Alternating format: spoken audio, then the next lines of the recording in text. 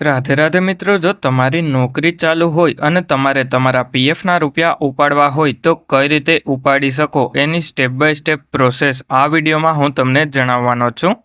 એટલે સૌથી પહેલાં તો હું એક વાત ક્લિયર કરી દઉં તમને કે જ્યારે પણ તમારે પીએફના રૂપિયા એડવાન્સમાં એટલે કે નોકરી ચાલુ હોય ત્યારે ઉપાડવા હોય તો એમ્પ્લોયી શેરમાંથી 75% જેટલા જ પીએફના રૂપિયા ઉપાડી શકો. એટલે એના માટે સૌથી પહેલાં તો તમારે તમારા મોબાઈલમાં કોઈપણ એક બ્રાઉઝર જેમ કે ક્રોમનું બ્રાઉઝર અથવા તો ફાયરફોક્સનું બ્રાઉઝર ઓપન કરી અને એમાં epfo.gov.in ટાઈપ કરી અને સર્ચ કરી લેવાનું. અને આ વેબસાઇટની લિંક તમને વિડીયોના ડિસ્ક્રિપ્શનમાં પણ જોવા મળી જશે. એટલે જેવા તમે epfo.gov.in ટાઈપ કરી અને સર્ચ કરો એના પછી નીચેની તરફમાં આવી જવાનું છે. એટલે જેવા તમે નીચેની તરફમાં આવો એના પછી વિડ્રો પીએફમાં એપ્લાય નાવ ઉપર એક વખત ક્લિક કરી લેવાનું છે. અને પછી સૌથી પહેલાં તો તમારે તમારો 12 આંકડાનો યુએએન નંબર તમારી પગારની સ્લિપમાંથી જોઈ અને એન્ટર કરી લેવાનો છે. અને પછી તમારે નીચેની તરફમાં તમે જે પણ પીએફનો પાસવર્ડ સેટ કરેલો હોય એ એન્ટર કરી અને પછી સાઇન ઇન ઉપર ક્લિક કરી લેવાનું છે. એટલા માટે હવે હું યુએએન નંબર અને પીએફનો પાસવર્ડ એન્ટર કરી અને સાઇન ઇન ઉપર ક્લિક કરી લઉં.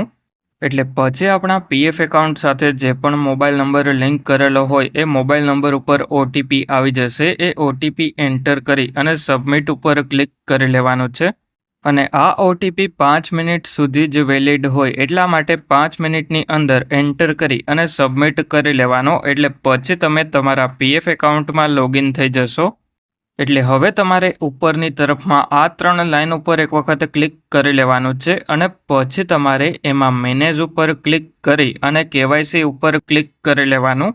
કારણ કે પહેલો ઇમ્પોર્ટન્ટ પોઈન્ટ એ છે કે તમે બેંક એકાઉન્ટની કેવાયસી કરેલી હોવી જોઈએ પીએફ એકાઉન્ટમાં. એના પછી જ તમે તમારા પીએફના રૂપિયા ઉપાડી શકો.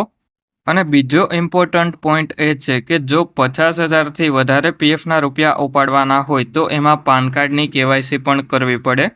એટલે હવે આપણે પીએફના રૂપિયા ઉપાડવા માટે ઉપરની તરફમાં આ 3 લાઇન ઉપર એક વખત ક્લિક કરી લેવાનું છે. અને પછી એમાં ઓનલાઈન સર્વિસીસ ઉપર ક્લિક કરી અને વન મેમ્બર ઉપર ક્લિક કરવાનું.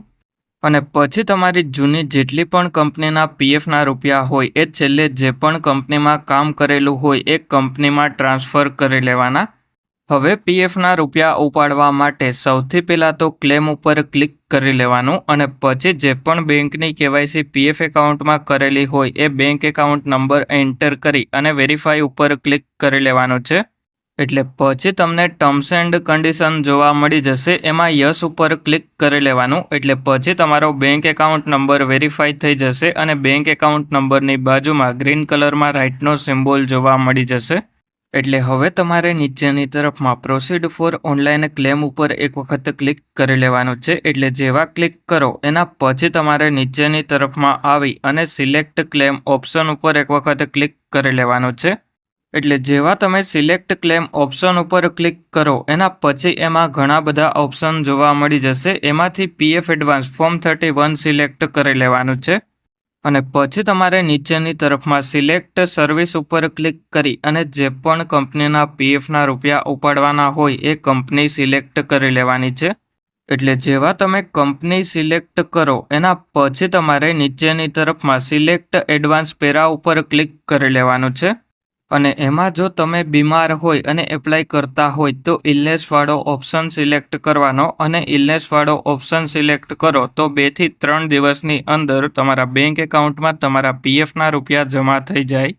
અને પછી નીચેની તરફમાં તમારે અમાઉન્ટમાં જેટલા પણ પીએફના રૂપિયા ઉપાડવાના હોય એ અમાઉન્ટ એન્ટર કરી અને પછી નીચેની તરફમાં એડ્રેસમાં સૌથી પહેલાં તો તમારા ગામનું નામ લોકાલિટીમાં એન્ટર કરવાનું.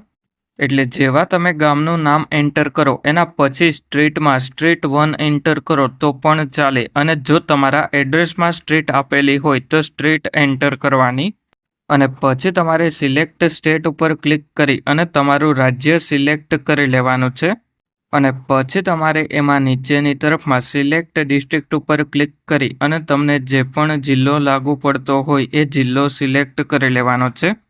એટલે જેવો તમે જિલ્લો સિલેક્ટ કરો એના પછી નીચેની તરફમાં તમારે સિટીમાં તમારા તાલુકાનું નામ એન્ટર કરી અને પછી તમારે નીચેની તરફમાં પિનકોડમાં જે પણ 6 ડિજિટ પિનકોડ હોય એ એન્ટર કરવાનો અને પછી તમારે નીચેની તરફમાં ગેટ મોબાઈલ ઓટીપી ઉપર ક્લિક કરી લેવાનું. એટલે પછી તમારા મોબાઈલ નંબર ઉપર ઓટીપી આવે એ ઓટીપી સબમિટ કરી લેવાનો અને પછી તમારે ઉપરની તરફમાં આ 3 લાઇન ઉપર ક્લિક કરી ઓનલાઈન સર્વિસીસમાં ટ્રેક ક્લેમ સ્ટેટસ ઉપર ક્લિક કરી લેવાનું. એટલે પછી તમે જે પણ ક્લેમ કરેલો હશે એ ક્લેમ પોર્ટલ ઉપર સબમિટ થઈ જશે અને પછી ક્લેમ પેન્ડિંગમાં જોવા મળી જશે. અને જ્યારે તમારો ક્લેમ સેટલ થઈ જશે એના પછી 2 થી 3 દિવસની અંદર તમારા બેંક એકાઉન્ટમાં પીએફના રૂપિયા જમા થઈ જશે. એટલે આ રીતે તમે તમારા મોબાઈલની મદદથી તમારા પીએફના રૂપિયા ઉપાડી શકો. એટલે હવે જેટલા પણ લોકો આપણા ચેનલને સપોર્ટ કરે છે અને સબસ્ક્રાઇબ કરેલું છે એ બધા લોકોનો ખૂબ ખૂબ આભાર.